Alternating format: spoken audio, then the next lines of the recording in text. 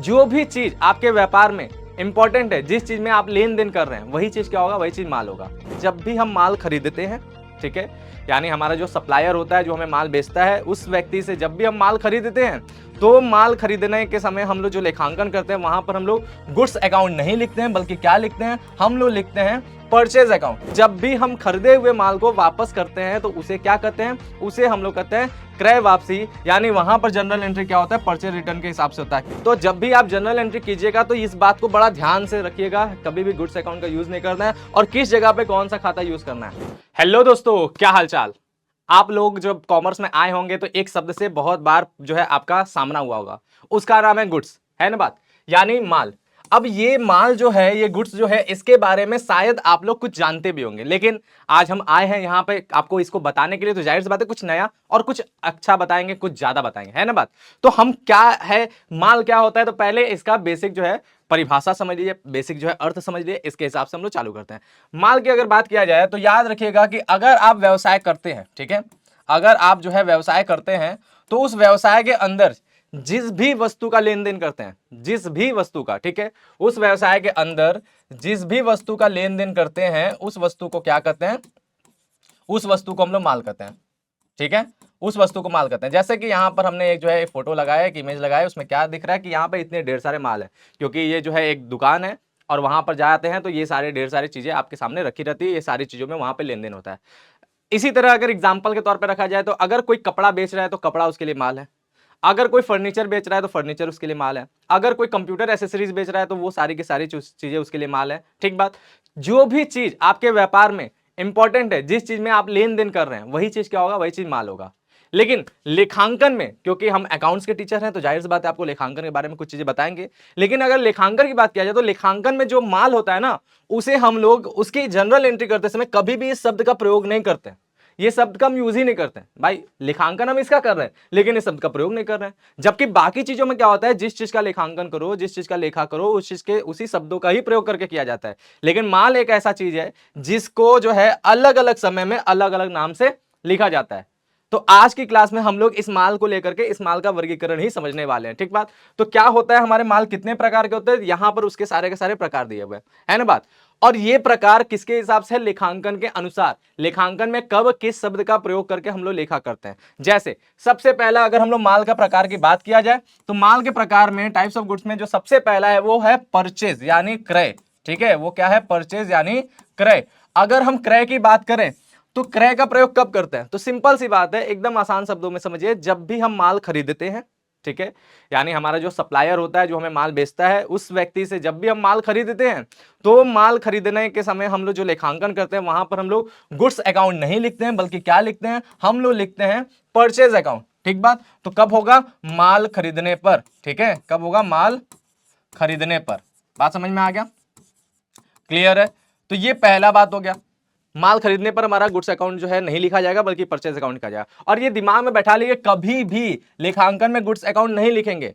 अगर कोई ये बताता है, ये समझाता है, तो गलत होगा, है ना बात, कभी भी ऐसा नहीं होगा, ठीक बात। दूसरी बात किया जाए, दूसरी बात होता है कि एक समय हम लोग विक्रय खाता यूज करते हैं, यानी हम लोग सेल्स अकाउंट यूज करते हैं, ठीक है। अब सेल्स अकाउंट कब यूज करते हैं, जब माल खरीदते हैं तो क्रय खाता यानी परचेज अकाउंट यूज होता है। उसी तरह जब माल हम बेचते हैं, किसको बेचते हैं, अपने ग्राहकों को, जब हम माल बेच देते हैं, उनको हम देते हैं, तो ऐसे कंडीशन में हमारा कौन सा खाता यूज होता है, तो हमारा सेल्स अकाउंट यूज होता है, तो बेचने पर, ठीक है, माल बेचने पर।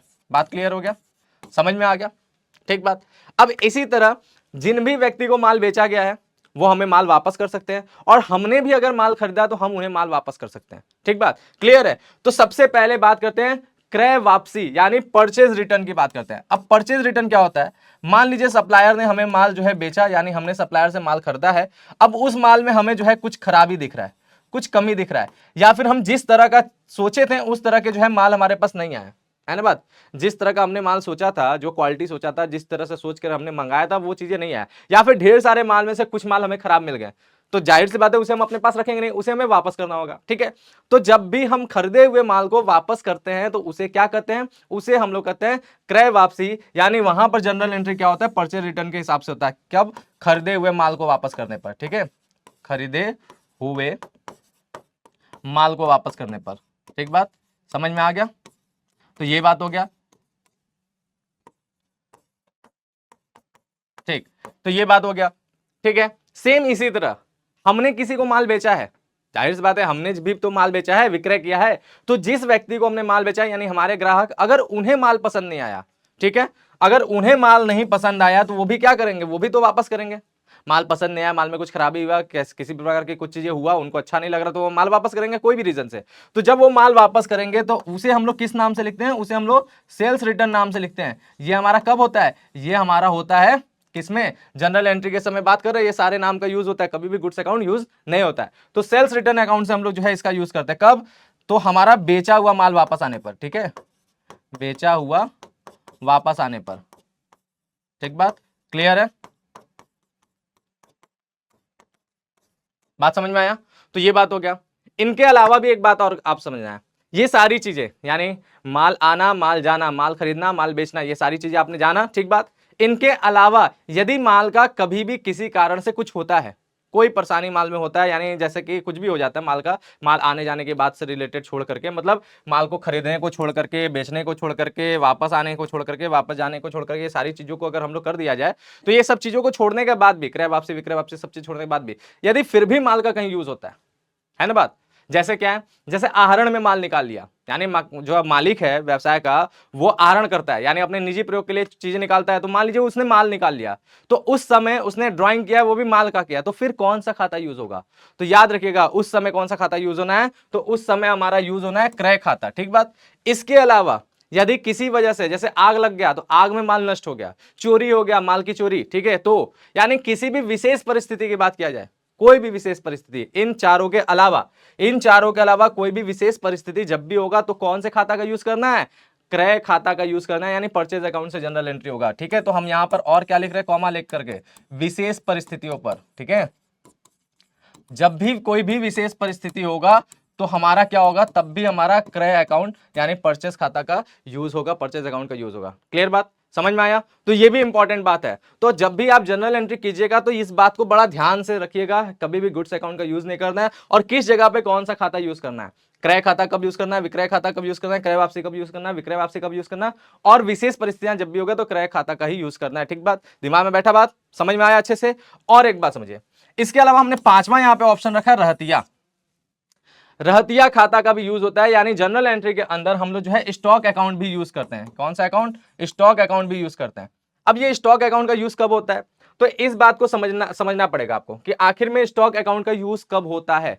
तो देखिए, हमारे माल दो समय जो है अलग कंडीशन में होते हैं, यानी हमारा ऐसा होता है कि हम लोग साल भर अपना बिजनेस चलाते हैं और साल के अंत में अपना क्या हिसाब किताब करते हैं, और साल के अंत में जो भी माल बेचने से बच जाता है, यानी आपके पास शेष रह जाता है, उस माल को हम लोग क्या कहते हैं, उस माल को हम लोग स्टॉक कहते हैं। और कौन सा स्टॉक कहते हैं, तो उसे हम लोग क्लोजिंग स्टॉक कहते हैं। ठीक है, तो ये हमारा स्टॉक कब यूज होगा, जब भी क्लोजिंग स्टॉक की एंट्री होगी।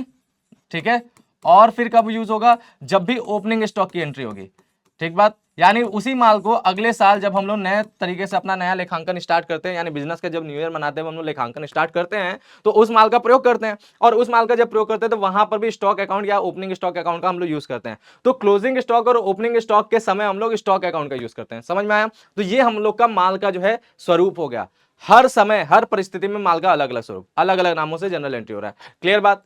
लेकिन और थोड़ा सा डिटेल से चलते हैं। अब जो हमने स्टॉक जाना, अब उस स्टॉक के अपने कुछ प्रकार होते हैं, है ना बात, उस स्टॉक के कुछ अपने प्रकार होते हैं कि हमारा माल जो है स्टॉक के अपने प्रकार में, सबसे पहला हम लोग बात करते हैं प्रारंभिक स्टॉक यानी ओपनिंग स्टॉक। ठीक है, ओपनिंग स्टॉक के बारे में हमने बताया क्या होता है कि जो भी माल वर्ष के शुरुआत में हम लोग प्रयोग करते हैं, उस माल को हम लोग कौन सा स्टॉक कहते हैं, प्रारंभिक स्टॉक यानी ओपनिंग स्टॉक। ठीक बात, क्लियर है। और ये जो हमारा ओपनिंग स्टॉक है, ये साल के शुरुआत वाली तिथि पे यानी 1 अप्रैल पर होगा। ठीक है, साल के शुरुआत का तिथि कब होता है, 1 अप्रैल। 1 अप्रैल को बिजनेस स्टार्ट होता है। ठीक बात, क्लियर है। बिजनेस का न्यू ईयर यही है। दूसरी बात क्या कहते हैं, अंतिम स्टॉक यानी क्लोजिंग स्टॉक। क्लोजिंग स्टॉक क्या होता है, साल के अंत में, साल के अंत में जो भी माल बेचने से शेष रह जाता है, आपके पास जो भी माल बचा रहता है, उसे हम लोग क्लोजिंग स्टॉक कहते हैं। ये कब होता है, तो भाई ये होता है हमारा साल के अंत में यानी 31 मार्च को। ठीक बात, 31 मार्च को। ठीक बात, क्लियर है। ये होता है हमारा 1 अप्रैल को, और हमारा ये होता है 31 मार्च को। बात समझ में आया। इसके अलावा आप जानेंगे कि इस स्टॉक के अंदर किन किन चीजों को शामिल किया जाता है। तो जनरल चीजें समझ लीजिए, जैसे सबसे पहले इस स्टॉक के अंदर आता है रॉ मटेरियल्स। रॉ मटेरियल्स मतलब कच्चे माल, यानी आपका बिजनेस अगर ऐसा है जहां पर आप जो है माल तैयार करते हैं, अपने जो है माल को तैयार करते हैं। तो जब भी माल को तैयार करते हैं तो पहले रॉ मटेरियल चाहिए। जैसे मान लीजिए फर्नीचर का बिजनेस है, तो फर्नीचर के बिजनेस में आप फर्नीचर खरीद के थोड़ी ना बेचेंगे, है ना बात। अगर बड़ा बिजनेस की बात करते हैं तो खरीद के नहीं बेचेंगे, बल्कि लकड़ियों को खरीदा जाता है, लकड़ियों को जो है बना करके फर्नीचर फिर बेचा जाता है। तो ऐसे कंडीशन में जो लकड़ी आ रहे हैं वो क्या है, वो रॉ मटेरियल है। बात समझ में आया, वो क्या है, वो रॉ मटेरियल, कच्चा माल। तो कच्चा माल का स्टॉक भी होता है, ठीक बात। बिजनेस के शुरुआत में मतलब 1 अप्रैल को भी हो सकता है और अंतिम जो है तिथि को यानी 31 मार्च को भी हो सकता है, वो भी स्टॉक के अंदर शामिल किया जाएगा, ठीक बात। दूसरा बात क्या होता है, दूसरा बात होता है work in progress. Work in progress यानी ऐसा माल जो अर्धनिर्मित है, यानी अभी जो है वो प्रोग्रेस में है, वो अभी फिनिश गुड्स की तरफ जा रहा है, वो तैयार हो रहा है ना बात। वो क्या हो रहा है, वो तैयार हो रहा है, तो वर्क इन प्रोग्रेस। तो WIP जिसको कहते हैं। तो वर्क इन प्रोग्रेस क्या होता है, वर्क इन प्रोग्रेस यानी ऐसा माल जो रॉ मटेरियल भी नहीं है और फिनिश गुड्स भी नहीं है, यानी कच्चा माल भी नहीं है और निर्मित माल भी नहीं है, उसके बीच कहीं है, ठीक है, उस माल को हम लोग वर्क इन प्रोग्रेस करते हैं। क्लियर बात। अब ऐसे कंडीशन में, या फिर हिंदी में बोला जाए तो अर्धनिर्मित माल बोलते हैं, आधा बना हुआ है, ठीक बात। ऐसे माल को, जैसे फर्नीचर है, पहले लकड़ी के रूप में आया तो वो कच्चा माल था, अब लकड़ी को काट करके शेप दे करके सारी चीजों को रखा गया, बस उसे अभी जो है जोड़ा नहीं गया और फर्नीचर नहीं बनाया गया। तो बीच का प्रोसेस है ना वो लकड़ी का शेप देना, तो वो क्या है, वर्क इन प्रोग्रेस के अंदर आएगा। तो वो भी माल होता है हमारा, वो भी स्टॉक में शामिल होता है, वो भी हमारा जो है ओपनिंग स्टॉक होता है और क्लोजिंग स्टॉक होता है। क्लियर बात। और लास्ट में हमारा क्या, लास्ट में हमें पता है कि फिर क्या होता है, फिर हमारा होता है फिनिश गुड्स। फिर क्या होता है हमारा, फिनिश गुड्स, ठीक बात समझ में आया। यानी हमारा क्या है, निर्मित माल, ठीक बात। क्या हो गया हमारा, निर्मित माल। तो निर्मित माल क्या होता है, निर्मित माल का मतलब सिंपल सी बात है, वो फाइनली बन चुका है, ऐसे ही माल को हम लोग मार्केट में बेचते हैं, है ना बात। तो वो हमारा फिनिश गुड्स होता है, तो उसका भी स्टॉक हमारा इन दोनों के अंदर आता है, यानी वो भी ओपनिंग स्टॉक हो सकता है और वो भी क्लोजिंग स्टॉक हो सकता है। क्लियर बात। तो उसके अंदर ये सारी चीजें हमारा आता है। बात अच्छे से समझ में आए। तो ये हो गया हम लोग का टोटल माल के बारे में, जितनी चीजें माल के बारे में आपको बताना था, किसके अंदर, लेखांकन के अंदर जो चीजें माल से रिलेटेड आपको जरूरत है वो सारी बातें हमने आपको बता दिया। तो मिलेंगे हम लोग नेक्स्ट वीडियो में, तब तक के लिए थैंक यू, बाय, जय हिंद।